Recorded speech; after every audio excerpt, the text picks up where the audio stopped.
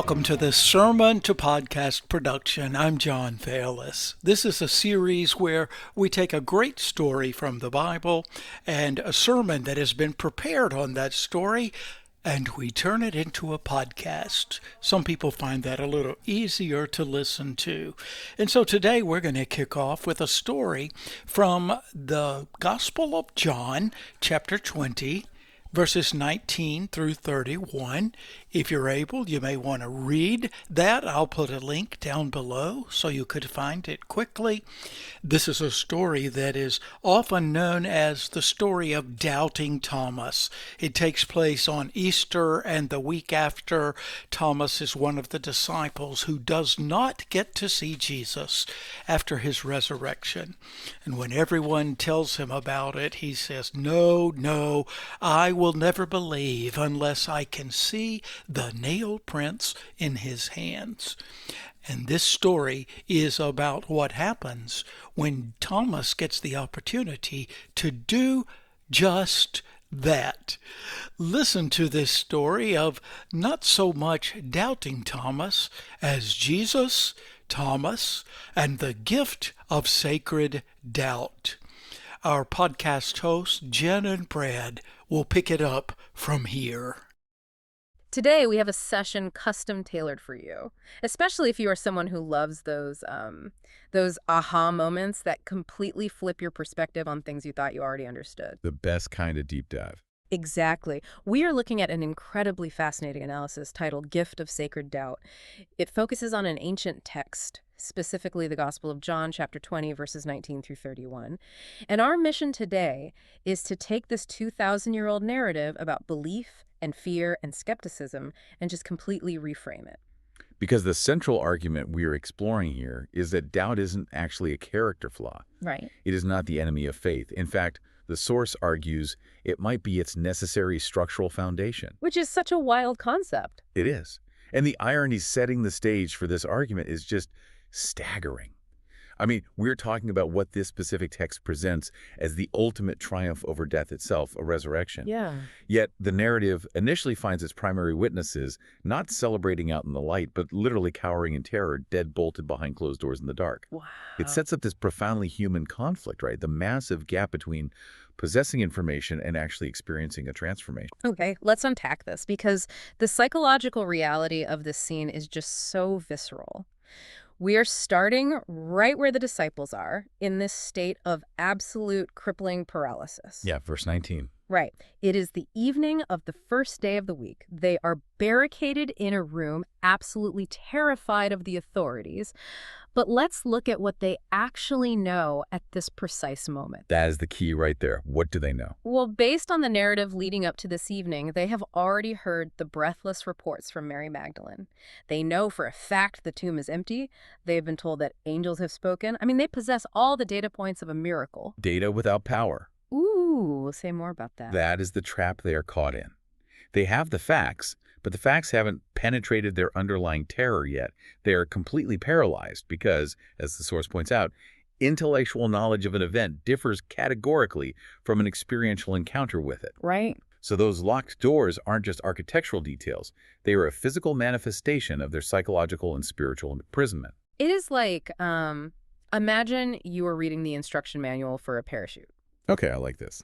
And you are standing at the open door of an airplane at 10,000 feet, feeling the wind whip past your face. Terrifying. Exactly. You possess all the intellectual information about aerodynamics. You know exactly how the ripcord functions.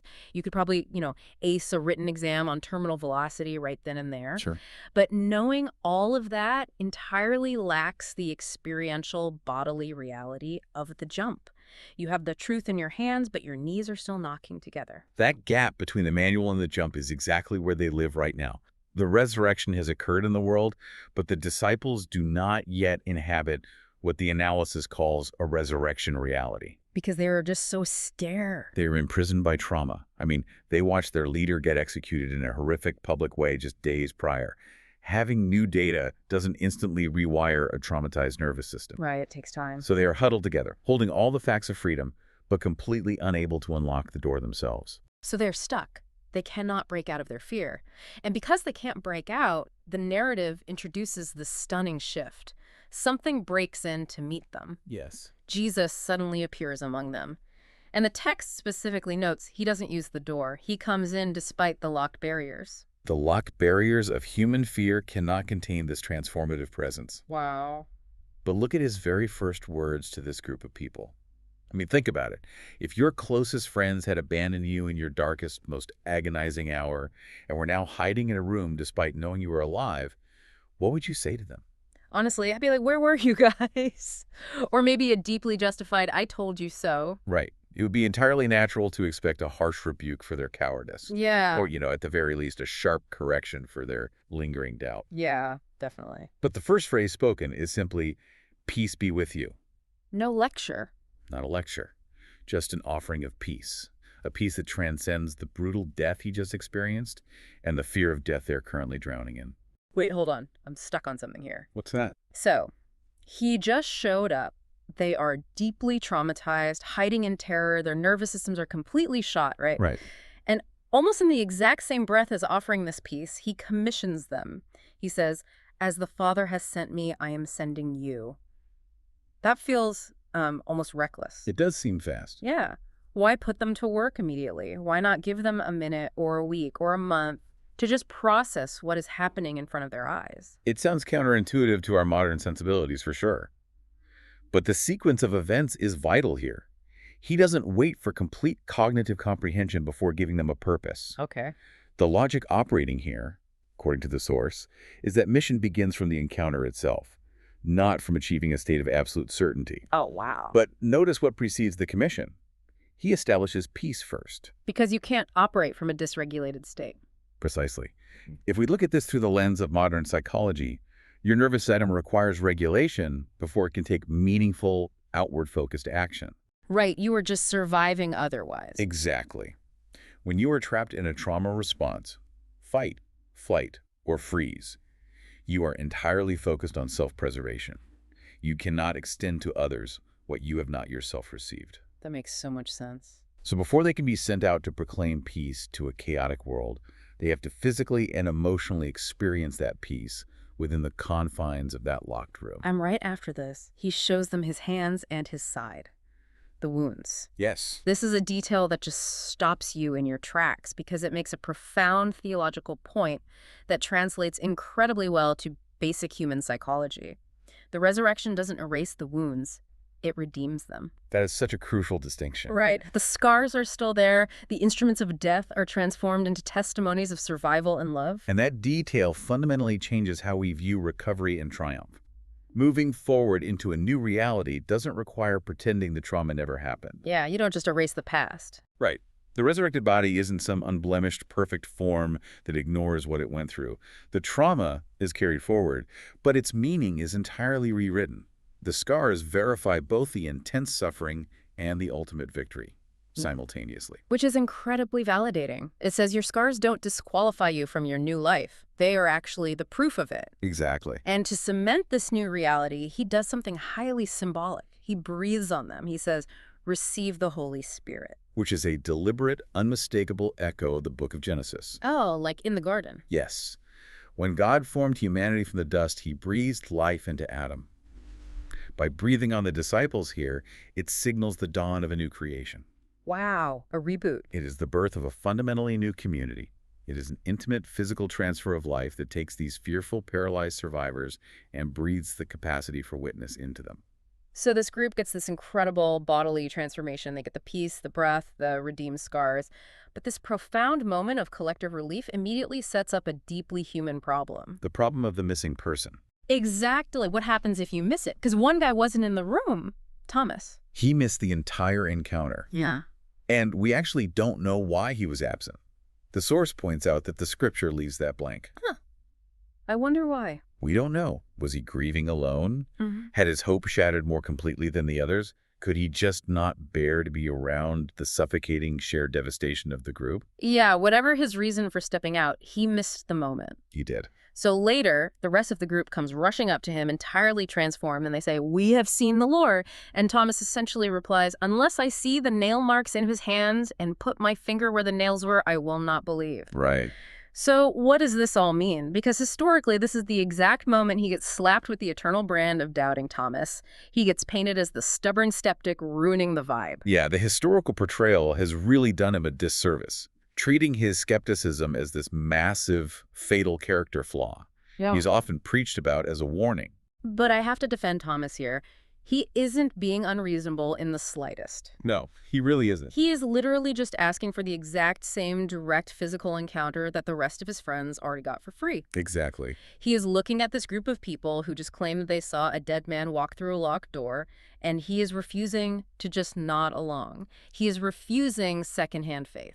Secondhand faith is a brilliant way to frame it. Thomas demands substance over group sentiment. Yeah. I mean, think about the intense psychological pressure of being the lone holdout in a community that is completely unified in a miraculous belief. That would be so isolating. It takes a tremendous amount of integrity to look at your closest friends who are practically vibrating with joy and calmly admit, I do not yet see it. He is refusing to manufacture a fake belief just to satisfy peer pressure. And that refusal is why his doubt is described by the source as sacred. His doubt is actually a necessary foundation for genuine faith. Yeah. It is like a structural engineer stress testing a bridge. The engineer doesn't take a sledgehammer to the support beams because they want to destroy the bridge. Right. They hit the bridge with a hammer to prove it can actually hold weight. Thomas is stress testing this incredible claim because he knows if he's going to build his entire life on it, it cannot be hollow. That is such a good analogy. Waiting for genuine revelation is far more honorable than fabricating a cheap, easy certainty just to fit in. Here's where it gets really interesting. Because Thomas's demand for evidence isn't just left hanging in the air. The universe doesn't ignore his stress test. The narrative moves forward a full 8 days. A whole week later. A whole week, and guess what? The disciples are still behind locked doors. Which is such a deeply relatable, realistic human detail. Isn't it? Even after experiencing the ultimate encounter, the fear hasn't magically vanished from their lives forever. Transformation is rarely an overnight completion. It is an ongoing process. Exactly. So they are back in the lock room, but this time Thomas is with them, and Jesus appears again. Again, through the locked doors. Right. He offers the same greeting, peace be with you. But then he bypasses everyone else and specifically zeroes in on Thomas. And he offers him exactly what he asked for 8 days prior. He offers his hands, his side. He says, put your finger here. Think about the massive implication of that moment. Jesus is quoting Thomas's exact conditions back to him. Oh, wow, yeah. He knows precisely what Thomas demanded a week ago, despite not being physically present in the room when Thomas said it. That is wild. But he doesn't use that omniscience as a weapon to humiliate him. No, he uses that omniscience entirely to comfort him. There is absolutely no shame in the interaction. The risen Christ actually accommodates honest doubt. He doesn't roll his eyes at the structural engineer hitting the bridge with a hammer. Exactly, he hands him the blueprints. The response to skepticism here isn't rejection or punishment. It is a direct invitation. Stop doubting and believe. He meets Thomas exactly where his doubt lives, providing the exact empirical evidence required to heal the disconnect. And the climax of this interaction is just incredible. Do we even know if Thomas actually reached out and touched the scars? The text famously leaves that ambiguous. It never records whether his fingers actually made contact with the wounds. Oh, interesting. It only records his immediate, visceral verbal response, which is, "My Lord and my God." Which is a huge deal within the context of this specific narrative. It is the absolute zenith of the Gospel of John. In plain terms, he is the very first person in this entire narrative to explicitly look at Jesus and elevate him from a great teacher or a miracle worker or even a prophet who survived death to the ultimate status of God itself. Let the weight of that sink in. Yeah. That definitive realization doesn't come from Peter, the rock of the early church. It doesn't come from John, the beloved disciple. It comes from the doubter. It comes from the doubter. His honest refusal to believe without evidence led him to an encounter so profound and evidence so compelling that his realization surpassed everyone else in the room. His doubt wasn't a roadblock on the way to faith. It was the doorway to the deepest conviction in the entire story. Okay, but this creates a massive practical problem for anyone reading this narrative today. Thomas got the ultimate proof. He did. He demanded physical evidence, and he got to see the scars, hear the voice, and be in the room. What about you, the listener, living centuries later? We can't exactly demand a physical manifestation in our living room to resolve our doubts. The text anticipates that exact problem and addresses it immediately. Oh, really? Yeah, right after Thomas makes his grand confession, the narrative expands outward, encompassing the future. Jesus says to him, "Because you have seen me, you have believed. Blessed are those who have not seen and yet have believed." A beatitude for the unseen. Yes, and it is crucial to understand this isn't a slight against Thomas. Like he isn't being demoted. Right. It isn't saying Thomas's faith is inferior because he needed proof. Instead, it is a massive extension of blessing to everyone living on the far side of the resurrection. It dignifies an entirely different kind of faith. A faith that doesn't rely on empirical physical verification in a locked room, but rests on testimony, the written word, and the observed, transformed lives of believers across thousands of years. It is acknowledging that believing without seeing possesses its own unique, profound dignity. Absolutely. And this ties right into why the author of the text, John, went through the trouble of writing this whole thing down in the first place. He actually includes sort of purpose statement right at the end of this section. He does. John writes a meta-commentary noting that Jesus performed many other signs that aren't written in this book, but these are written that you may believe. So he's curating. Exactly. John is revealing himself as a curator. He wasn't just trying to write a comprehensive encyclopedic biography. He left things out on purpose. Yes, he selectively chose specific signs, like the story of Thomas, to produce a specific effect in the reader. The goal wasn't just to pass along historical data for your intellect. The goal was to spark transformation and life through that curated testimony. So, bringing all of these historical, literary, and psychological insights directly to you, the listener, how does this reframe things for you right now? That is the big question. If you are someone who deeply relates to Thomas, if you find yourself struggling with burning questions, or if you look at the seemingly effortless certainty of the people around you and feel like your own doubt is a failure, a flaw, or betrayal, this deep dive offers a totally different paradigm. A completely new way to see it. Your honest inquiry, your demand for things to make sense, your stress testing of the bridge, none of that makes you a bad believer. In fact, it puts you in apostolic company. That is the most liberating application of this analysis. Refusing to pretend to believe something you don't actually see is a demonstration of integrity, not a lack of faith. Yeah. And we can take that central metaphor of the locked doors and apply it directly to our modern lives. What do those locked doors look like today when we aren't literally hiding from authorities in a physical room? Today, those doors represent our own internal psychological barriers. Fear of the unknown, unhealed trauma, profound disappointment when life didn't go the way we prayed it would. Right. Or even, and I find this particularly prevalent, rigid theological or philosophical systems. We can build massive intellectual frameworks that beautifully organize the world. But as the analysis points out, they often contain truth without releasing power. Wow, say that again? They contain truth without releasing power. We lock ourselves behind doctrines that inform us, but utterly fail to transform us. We hold the parachute manual, we memorize it, we debate it with other people holding manuals, but we absolutely refuse to jump out of the plane. That is the tragedy of the locked room. But the immense hope drawn from the text is that the presence of truth does not need your permission or your unlocked door to reach you. It just comes right through. It penetrates every barrier we construct. The text proves that no door locks firmly enough to exclude this transformative presence, and no honest doubt questions too aggressively for grace to answer. Which brings us right back to those redeemed scars. I want to thank you for joining us on this deep dive today. We have covered a lot of ground, from the psychological fear to the physical need for peace before action, to the absolute necessity of sacred doubt. It has been an incredible journey through the text. It really has. Yeah. But I want to leave you with one final lingering question to mull over as you go about your day. This ancient narrative makes it clear that ultimate transformation didn't erase the terrifying wounds, it redeemed them. Yeah. It turned the very instruments of death and trauma into the exact places where the deepest truth was finally recognized. So looking at your own life right now, how might your deepest doubts or the emotional and intellectual scars you've been trying so hard to hide behind locked doors actually be the very doorways to your greatest breakthroughs? So that's it. Thanks for tuning in to this episode. Join us again next time. We'll have another sermon to podcast production. I'm John Fairless. So long.